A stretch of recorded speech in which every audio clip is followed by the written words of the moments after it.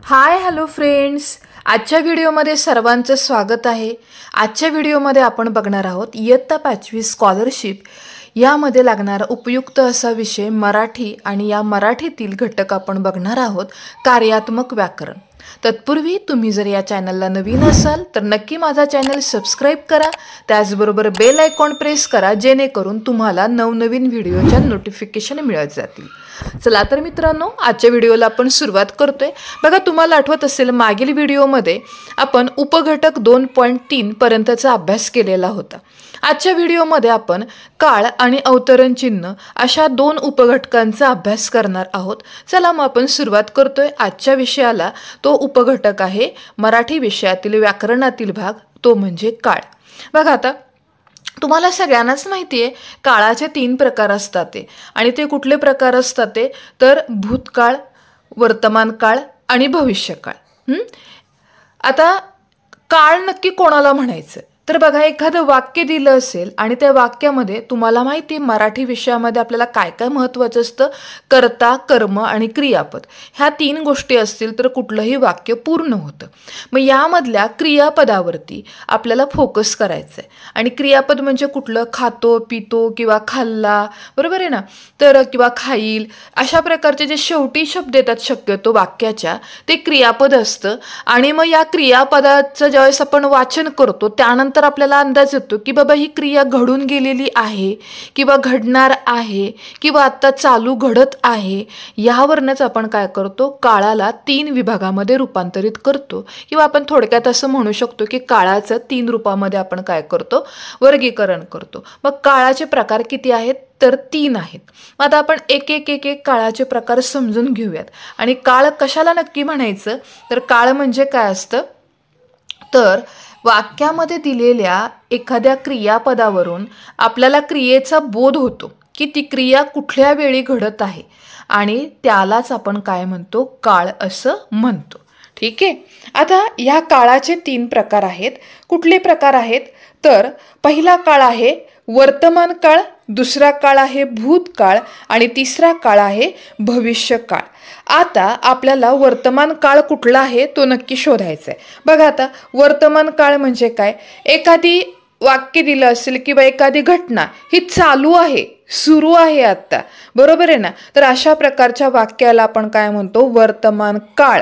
आणि हे आपल्याला वर्तमान काळ कसा ओळखता येतो तर क्रियापदावरून येतो. मग आता क्रियापद कुठलंही असू द्या, जर त्या क्रियापदाला शक्यतो त, ता, ती किंवा ते लागलेलं असेल तर आपण म्हणू शकतो की तो काळ कुठला असू शकतो, वर्तमान काळ असू शकतो. मग वर्तमान काळ म्हणजे काय तर क्रियापदावरून क्रिया आत्ता घडत आहे म्हणजे आता चालू आहे असा जर बोध होत असेल तर त्याला आपण काय म्हणतो तर वर्तमान काळ असं म्हणतो. उदाहरणार्थ बघा, आता रोहन भाजी आणतो. आता रोहन भाजी आणतो म्हणजे त्याची क्रिया पूर्ण झाली का आणण्याची तर नाही, ती चालू आहे अजून सुद्धा. त्यामुळे हे वाक्य कुठल्या काळातलं असणार आहे, वर्तमान काळातलं. आता वर्तमान काळ ओळखण्याची सगळ्यात सोपी ट्रिक काय आहे तर त्या क्रियापदाच्या शेवटी शक्यतो त किंवा ता किंवा ती अशा प्रकारचं काय लागतं, मूळाक्षरामधलं अक्षर लागतं, बरोबर आहे. मग असं जर लागत असेल तर आपण म्हणू शकतो की ते वाक्य कुठल्या काळातलं असेल, वर्तमान काळातलं असेल. आता उदाहरण अजून दुसरं घेऊया, मी अभ्यास करतो किंवा मी अभ्यास करते. शेवट काय लागलं बघा, त हेच लागते, बरोबर ना. मग त जर लागत असेल तर ती क्रिया सध्या सुरू आहे आणि सुरू असणाऱ्या ज्या घटना आहेत किंवा चालू क्रिया आता सध्या आहे ती सगळी वाक्य कुठल्या काळातली असतात तर ती वाक्य असतात वर्तमान काळातली.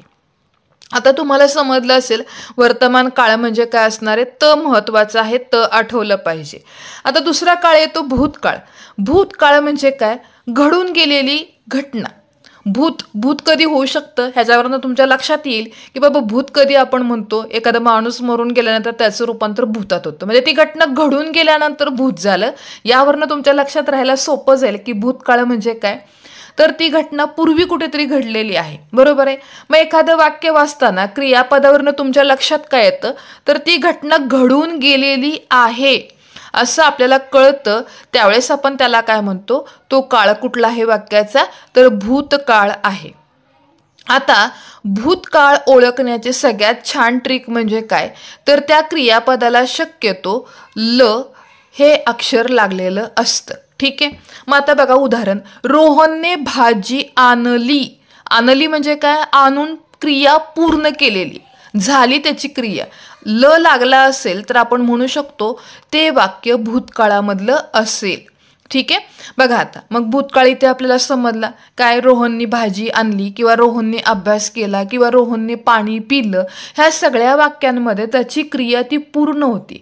खाण्याची क्रिया, भाजी आणण्याची क्रिया किंवा पाणी पिण्याची क्रिया, ह्या सर्व क्रिया पूर्ण झालेल्या आहेत. म्हणूनच आपण त्या काळाला काय म्हणतो, भूतकाळ. कारण भूतकाळ म्हणजे काय, ती घटना घडून जाते, पूर्ण झालेली असते, म्हणून आपण त्याला काय म्हणतो, भूतकाळ. मग आता ल ची ट्रिक कळाली का, वाक्यामध्ये जर ल आला तर ते काळ कुठला असतो, भूतकाळ असतो. आता तिसरा काळ बघा, भविष्यकाळ. आता भविष्यकाळ म्हणजे काय, ज्यावेळेस एखादं वाक्य वाचतो आणि क्रियापदावरनं तुमच्या लक्षात येतं की ही क्रिया पुढे घडणार आहे, झालेली नाही, पूर्वी कुठे घडलेली नव्हती, आत्ताही चालू नाही, तर ती पुढे भविष्यात घडेल. अशा वेळी त्या वाक्याचा काळ कोणता असतो, भविष्य काळ असतो. ठीक आहे. मग आता बघा, रोहनने भाजी आणली म्हटलं तर आपण भूतकाळ म्हटलो, रोहन भाजी आणतो म्हटलं तर काय म्हटलो, वर्तमान काळ. आता तिसरं वाक्य बघा, रोहन भाजी आणेल.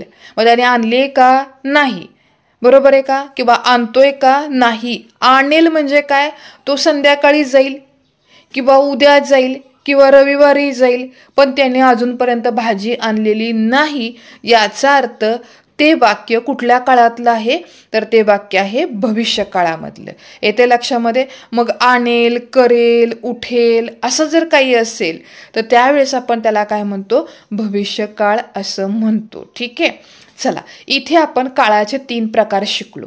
आता स्कॉलरशिपच्या परीक्षेमध्ये तुम्हाला काय करतात, एखादं वाक्य देतात आणि त्या वाक्यावरून तुम्हाला काय करायचं असतं, त्या वाक्याचा काळ ओळखायचा आहे. चला मग आता आपण सुरुवात करतो त्या वाक्यांना.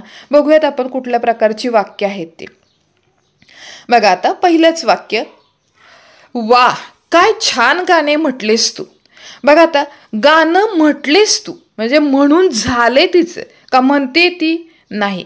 वा काय छान गाणं म्हणतेस तू असं म्हटलं असं तर काय झालं असतं, ती क्रिया चालू आहे. पण आपल्या वाक्यामध्ये काय आलेलं आहे, तर आपल्या वाक्यात आलेलं आहे म्हटलेस तू. म्हटलेस म्हणजे काय, त्याचं गाणं किंवा तिचं गाणं म्हणून झालेलं आहे. आत्ता सध्या ती गाणं म्हणत नाही. मग क्रिया पूर्ण झाली. क्रिया पूर्ण असेल तर काळ कुठला असतो, भूतकाळ. दुसरा प्रश्न बघूयात आपण. बघा आता दुसरा प्रश्न, सुवर्णा आता जाईल. आता सुवर्णा जाईल म्हटलंय, गेली म्हटलंय का, नाही, जाईल. जाईल असेल म्हणजे तिथून जाणार आहे. म्हणजेच हे काळ कुठल्या काळातलं येणारे वाक्य, तर हे वाक्य येतं भविष्य काळामधलं. बरोबर आहे का, कारण ती अजून गेलेली नाही. गेली म्हटलं असतं तर भूतकाळाला असता. जाते म्हटलं असं तर काय म्हटलं असं तुम्ही, वर्तमान काळ असता. आणि जाईल, आज जाणार नाही, उद्या जाईल किंवा रात्री जाईल, कधी जाईल, पण अजून गेलेली नाही. याचा अर्थ हे वाक्य कुठल्या काळातलं आहे, भविष्य काळातलं वाक्य आहे. तिसरं उदाहरण बघा, बाबा पोथी वाचत आहेत.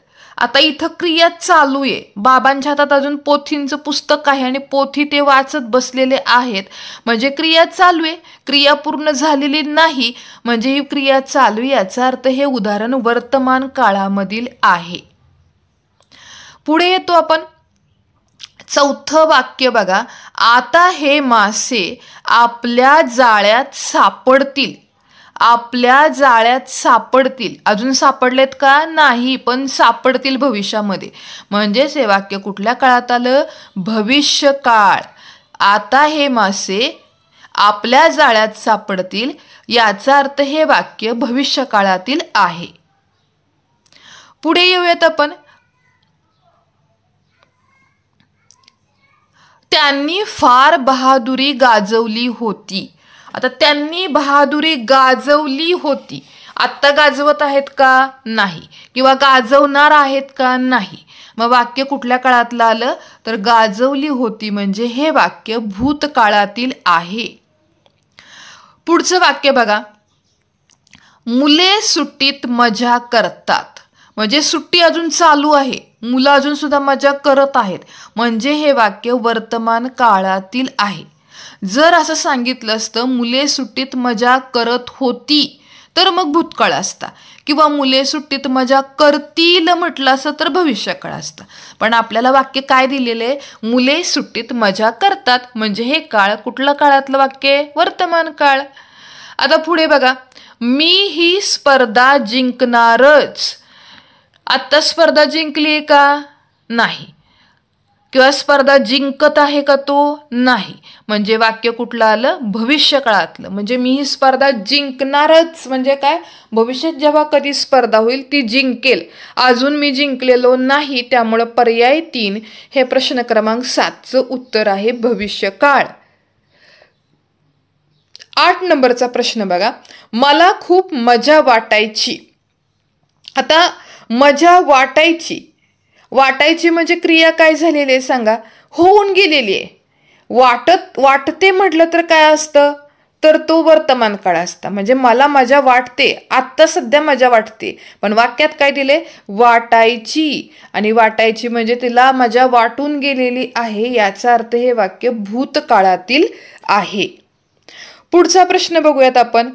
बघा, डोंगर पार करून जावे लागे. डोंगर पार करून जावे लागे. आता इथं काय असं वाक्य असणार आहे की पूर्वीच्या काळामध्ये लोकांना डोंगर पार करून जावे लागे, म्हणजे दुसऱ्या गावाला जायचं असेल तर डोंगर पार करून जावे लागे. डोंगर पार करण्याची क्रिया पूर्ण झालेली आहे, म्हणून हे वाक्य भूतकाळातील आहे. म्हणून प्रश्न क्रमांक 9चं उत्तर आहे पर्याय क्रमांक 2. 10 नंबरचा प्रश्न बघा, लहान मुलात अपार श्रद्धा असते. आत्ता सुद्धा आहे, होती असं म्हटलं नाही, आहे. म्हणून हे वाक्य आलं कशामधलं, तर हे वाक्य येतं वर्तमान काळातील. ठीक आहे, चला पुढच्या प्रश्नामध्ये आपण येतो. बघा आता पुढचा प्रश्न काय, खालीलपैकी भविष्य काळातील वाक्य कोणते. आता भविष्य काळ म्हणजे पुढे घटना घडणार आहे, घडून गेलेली नाही. बघा, मी शिष्यवृत्ती मिळवणारच, अजून शिष्यवृत्ती मिळाली का मला, नाही, मिळणार आहे. म्हणजेच हे वाक्य काय असणार आहे, भविष्य काळातील आहे. बरोबर. आता पुढचा प्रश्न बघूयात आपण, प्रश्न क्रमांक 12. प्रश्न क्रमांक 12 मध्ये काय विचारलंय बघा, खालीलपैकी भूतकाळी वाक्य कोणते. आता भूतकाळी वाक्य म्हणजे काय, पूर्वी घडून गेलेली घटना आहे. आता उदाहरणाचे ऑप्शन्स बघूयात आपण. पहिला पर्याय दिलाय, किती छान आहे हे फूल, म्हणजे ही वर्तमान काळातली क्रिया आहे. किती सुंदर होता तो मोर. बघा, हे वाक्य मात्र काय आलं, भूतकाळातील, कारण मोर हा सुंदर होता. तिने कधीतरी काल बघितला असेल, परवा बघितला असेल, तर तो मोर सुंदर होता, म्हणजे ही भूतकाळातील घटना आहे. म्हणून पर्याय क्रमांक 2 हे त्याचं उत्तर आलं. आता पुढे बघा, प्रश्नांसाठी सूचना दिलेली 13 आणि 14 साठी दिलेली सूचना आहे. काय आहे ती सूचना, तर क्रियापद दिलेले आहेत आणि क्रियापदावरून त्याचा काळ तुम्हाला शोधायचा आहे. बघा आता, करतील, करतील म्हणजे काय, अजून केलं आहे का, तर नाही. म्हणून हे काळ कुठला असणार आहे, भविष्य काळ असेल. पुढचा प्रश्न, पळून गेला, पळण्याची क्रिया पूर्ण झालेली, म्हणजेच हे वाक्य कुठल्या प्रकारचं असणार आहे, भूतकाळातील वाक्य असेल. त्यानंतर पुढचा प्रश्न बघा, थॉमसने निरनिराळे प्रयोग केले, प्रयोग करून झालेले आहेत, केले आहेत, म्हणजे हे वाक्य येतं कुठल्या काळातील, भूतकाळातील. ओके. आता पुढचा प्रश्न बघूयात पुन्हा. आता काही प्रश्न आपल्याला सराव संचामध्ये दिलेले आहेत, ते प्रश्नांची उत्तरे आपण शोधण्याचा प्रयत्न करू. बघा आता, रचना वकील आहे. रचना काय, वकील आहे. आता यावरनं आहे वरनं तुम्हाला काय समजतं, आत्ताही आहे, म्हणजे हे वाक्य वर्तमान काळातील आहे. दुसरा प्रश्न, आपण सगळे नाटकाला जाऊ. जाऊ म्हणजे काय रे, जाऊ म्हणजे अजून गेलोय का, नाही, म्हणजे हे वाक्य भविष्य काळातील आहे. पुढचा प्रश्न, मी गावाला गेले होते, म्हणजे मी गावाला पोहोचलेली आहे, गावाकडे गेलेली पण आहे, म्हणजे ही क्रिया घडून गेलेले, म्हणून हे वाक्य भूतकाळातील आहे. चौथा प्रश्न, वा तू छान भाषण करशील. करशील अजून केलेलं नाही पण करशील. करशील म्हणजे तो कुठला काळ आला? भविष्य काळ आला. पुढचा 5वा प्रश्न बघूयात आपण. बघा आता, शिवानी पुस्तक वाचत आहे. आता शिवानी पुस्तक वाचत आहे म्हणजे काय? तिची वाचण्याची क्रिया चालू आहे, म्हणजे हे वाक्य ह्याचा अचूक पर्याय असेल पर्याय क्रमांक 1. 6वा प्रश्न, खालीलपैकी कोणत्या वाक्याचे क्रियापद वर्तमान काळातील आहे? पहिला पर्याय, मी भात खाल्ला, हे भूतकाळातील वाक्य येतं. मी पुस्तक वाचेन, भविष्यकाळातील वाक्य येईल. मी पेपर वाचला होता, हेही भूतकाळातील वाक्य. पण मी गोष्ट वाचते आता सध्या, म्हणून हा पर्याय 4 क्रमांक पर्याय तुमचा या वाक्यासाठीचा वर्तमान काळाचा बरोबर आहे. प्रश्न क्रमांक 7, खालीलपैकी भविष्यकाळी क्रियापद कुठले? आता केला म्हणजे करून झाला, हे भूतकाळ आलं. म्हणेल म्हणजेच मी म्हणेल, अजून म्हटलेलं नाही, याचा अर्थ पर्याय क्रमांक 2 हे प्रश्न क्रमांक 7चं उत्तर आहे. आता प्रश्न क्रमांक 8 मध्ये आपण येतोय. सोनल कॉलेजमध्ये टिंब वर्तमान काळी क्रियापद वापरायचं. आता बघा, शिकवते म्हणावं लागेल. ज्यावेळेस आपण शिकवते म्हणजे आत्ता सध्या ती क्रिया चालू आहे, म्हणजेच काय असणार आहे? शिकवते हा पर्याय बरोबर असेल. शिकवले असं म्हटलं असतं तर काय झालं असतं? भूतकाळ. शिकविल म्हणजे भविष्यकाळ, आणि शिकवत होती पण काय येतो? भूतकाळ येतो.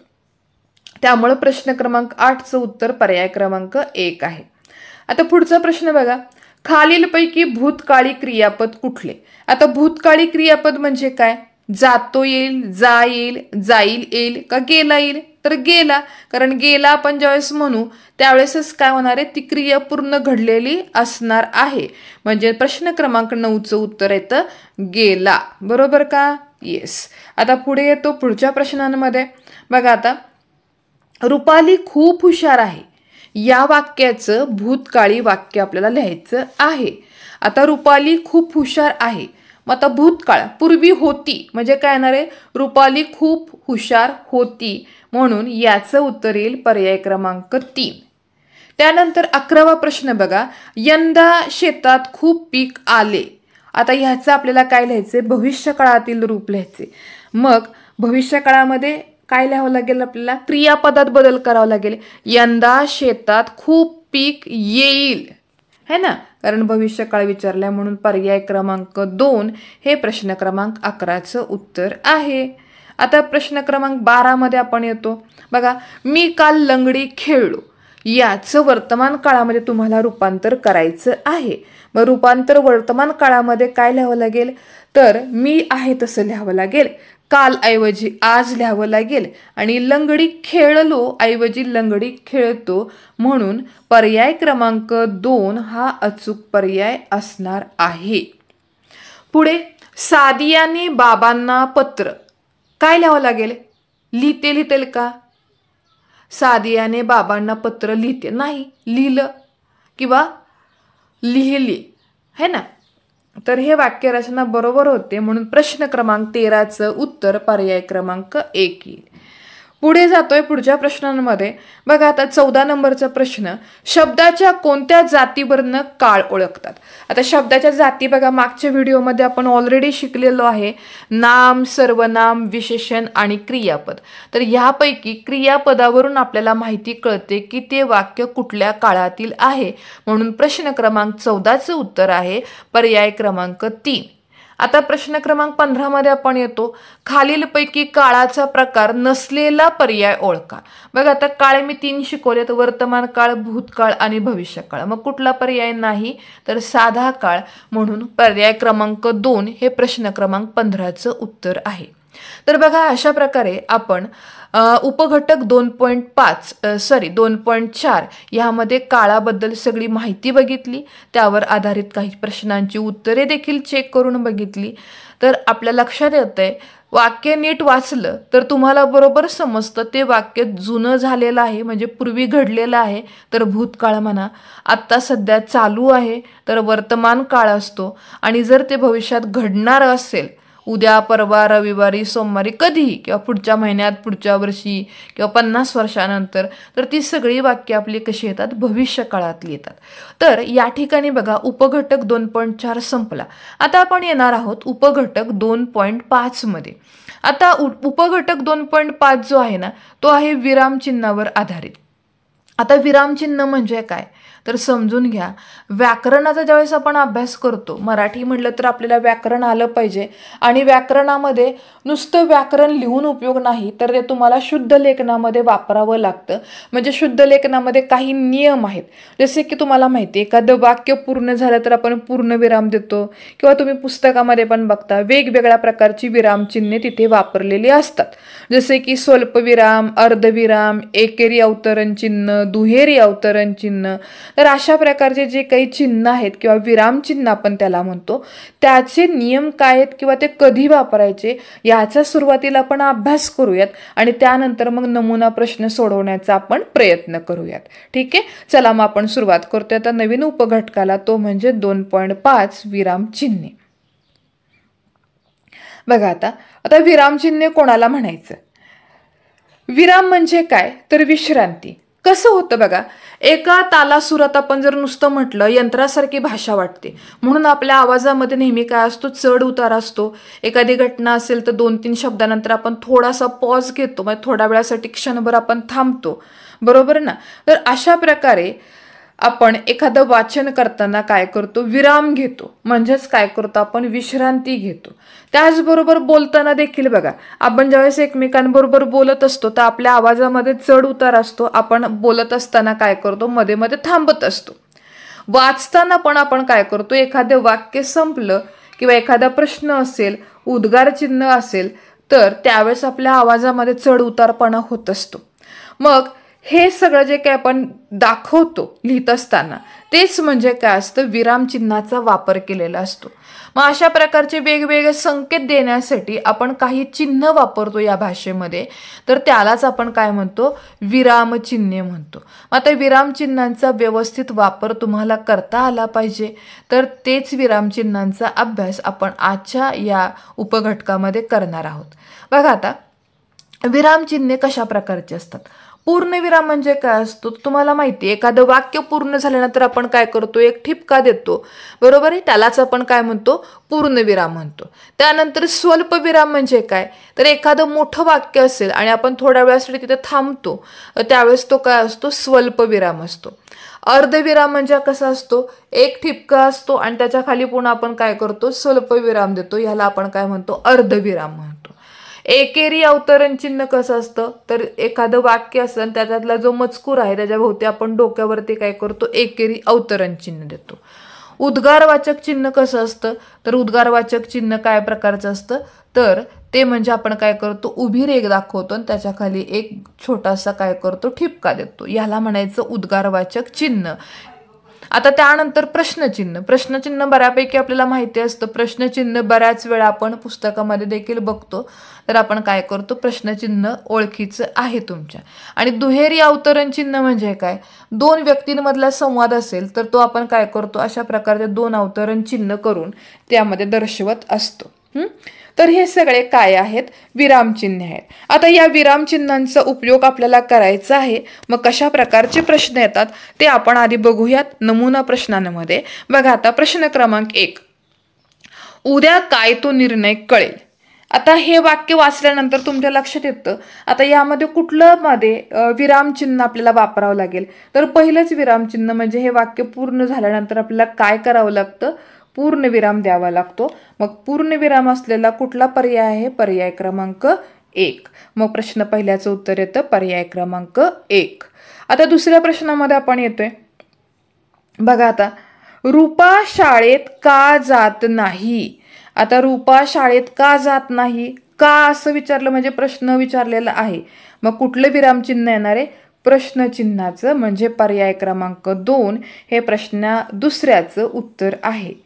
तिसरा प्रश्न बघा, चुकीचे विरामचिन्ह घातलेले वाक्य ओळखून त्याच्या पर्यायाला गोल करा. बघा आता, मला गाणे आवडते, ती काय करते, गौरी छान गाते आणि त्याने भाषण दिले. सगळी वाक्य बरोबर आहेत, फक्त एक वाक्य चुकलं आणि ते वाक्य कोणतं आहे माहिती का? ती काय करते, कारण ती काय करतेच्या वेळेस इथे प्रश्नचिन्ह आलं पाहिजे. त्यांनी दिलेलं आहे पूर्णविराम. मग चुकीचं वाक्य कुठलं आलं तर पर्याय क्रमांक 2 आलं. चौथा प्रश्न बघा. पुढील वाक्याच्या शेवटी योग्य विरामचिन्ह निवडा. केवढा मोठा प्राणी आहे हा. आता असं हे उद्गार आहेत, म्हणजे एखाद्याच्या तोंडून आलेले शब्द आहेत. मग अशा वेळी आपण काय करतो, उद्गारवाचक चिन्ह वापरतो की जे कुठलं आहे पर्याय क्रमांक 3. म्हणजे याच्या पुढे काय असलं पाहिजे, उद्गारवाचक चिन्ह असलं पाहिजे. म्हणून प्रश्न क्रमांक 4चं उत्तर येतं पर्याय क्रमांक 3. पुढचा प्रश्न बघूयात आपण.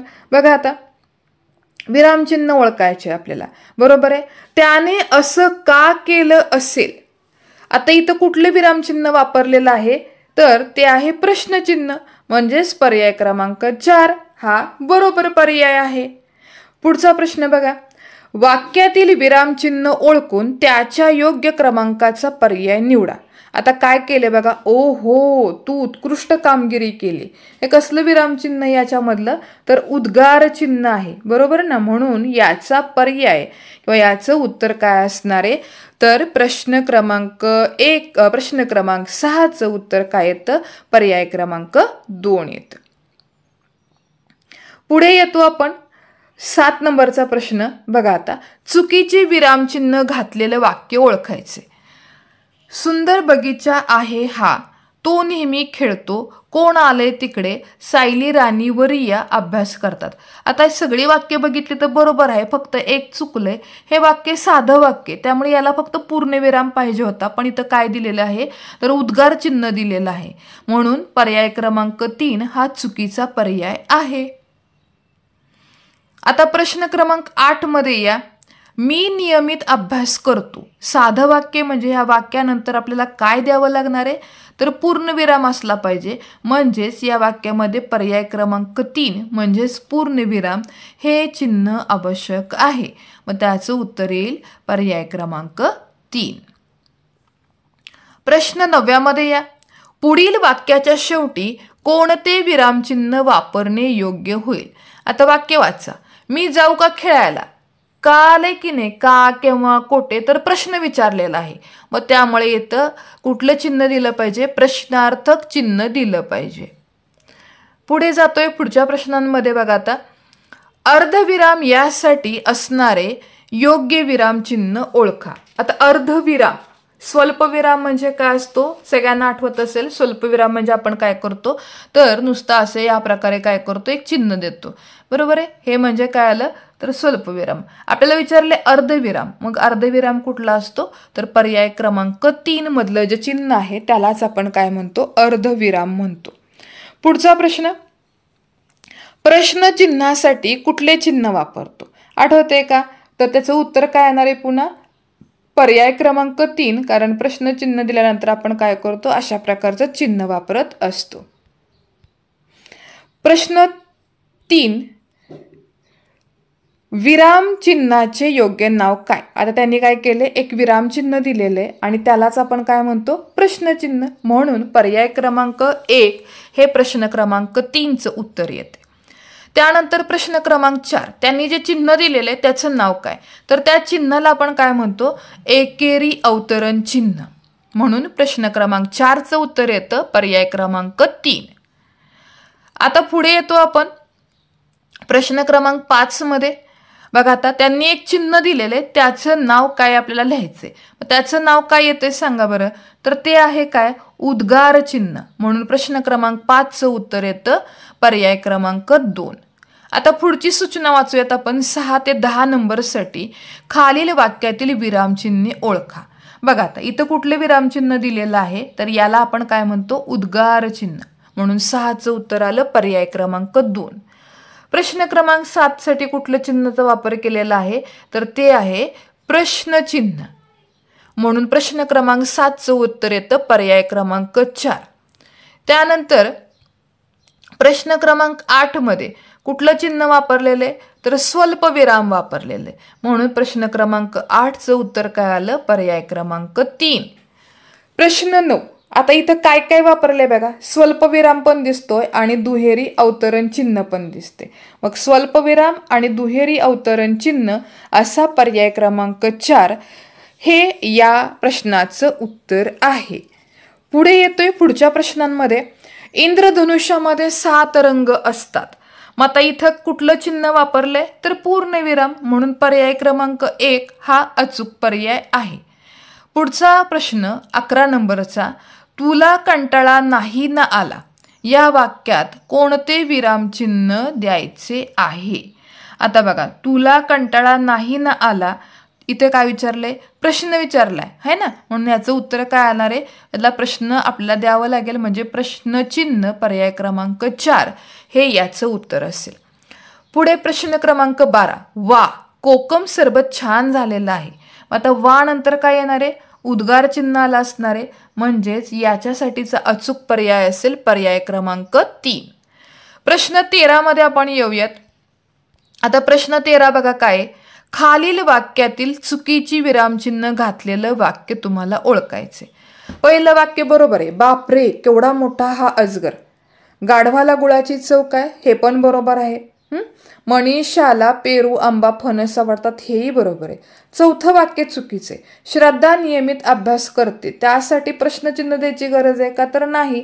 इथे फक्त आपल्याला काय पाहिजे, पूर्णविराम पाहिजे, म्हणून 4 नंबरचा पर्याय हा तुमचा प्रश्न 13चं उत्तर असणार आहे. पुढच्या प्रश्नांमध्ये येतोय आपण बघा. आता गोदावरी, चंद्रभागा आणि कृष्णा या महाराष्ट्रातील नद्या आहेत. पुढे विचारले, बाबा किती भरभर चालता तुम्ही, जरा सावकाश चाला ना. तिसरं वाक्य दिले, अबब केवढा प्राणी मोठा आहे हा. आणि पुढे सांगितलंय चौथा प्रश्न, तळे राखी तो पाणी चाखे. आता आपल्याला काय विचारले ते आपण नीट बघूयात आधी. प्रश्न क्रमांक 14 साठीचं उत्तर काय असणार आहे, अचूक वाक्य, चुकीचं वाक्य कुठलं आहे किंवा बरोबर वाक्य कुठले आहेत. प्रश्नाच्या आधी अगोदर पर्याय नीट बघा. प्रश्न क्रमांक 14 साठी जो आपल्याला उत्तर शोधायचंय ते काय असणार आहे, तर या वाक्यामधील तुम्हाला काय करायचंय, योग्य असं पर्याय निवडायचा आहे. तर तळे राखी तो पाणी चाकी हा पर्याय त्याच्यासाठीचा बरोबर आहे. पुढे, विद्यार्थ्याला पुस्तक कोणी दिले, तुम मुझे खून दो मैं तुम्हें आजादी दूंगा. तू नियमित शाळेत जा, आहाणाला मोगरा जुईची फुले आवडतात. आता ह्याच्यामध्ये बघा, हे मोगराच्या नंतर स्वल्पविराम पाहिजे, म्हणजे इथे तुमचं हे वाक्य चुकीचं आहे, त्यामुळं पर्याय क्रमांक 4 हे बरोबर आहे. बरोबर ना. आणि ह्या वाक्यामध्ये पण काय झालं, मागाच्या वाक्यामध्ये बाकीचे वाक्य बरोबर, पण इथला हा काय, हा वाक्य त्याच्यामधलं वेगळं आहे, म्हणून पर्याय क्रमांक 4 14चं उत्तर येतं. पुढच्या प्रश्नामध्ये येतो आपण 16 नंबरचा प्रश्न, पुढील वाक्यात एकूण किती प्रकारची विरामचिन्ह आलेली आहेत. आता मोजूयात आपण बघा, दुहेरी अवतरण चिन्ह आहे, त्याच्यानंतर विरामचिन्ह एक आहे आणि स्वल्पविराम. तर अशा प्रकारे किती एकूण विरामचिन्हांचा वापर केलेला आहे, तर 3 विरामचिन्हांचा वापर केलेला आहे, म्हणून पर्याय क्रमांक 2 हे प्रश्न क्रमांक 16चं उत्तर आहे. तर बघा मित्रांनो, अशा प्रकारे आपण आजच्या व्हिडिओमध्ये कार्यात्मक व्याकरणमधील उपघटक काळ आणि विरामचिन्हे याचा अभ्यास केला. आय होप सो तुम्हाला सगळ्यांना या चॅनलवरचे व्हिडिओ आवडत असतील. पुन्हा एकदा सर्व मित्रांना मैत्रिणींना विनंती आहे, जर तुम्हाला यातील शैक्षणिक व्हिडिओ आवडत असतील तर नक्की माझ्या चॅनलला सबस्क्राईब करा. आजच्या व्हिडिओमध्ये आपण इथेच थांबूयात. धन्यवाद.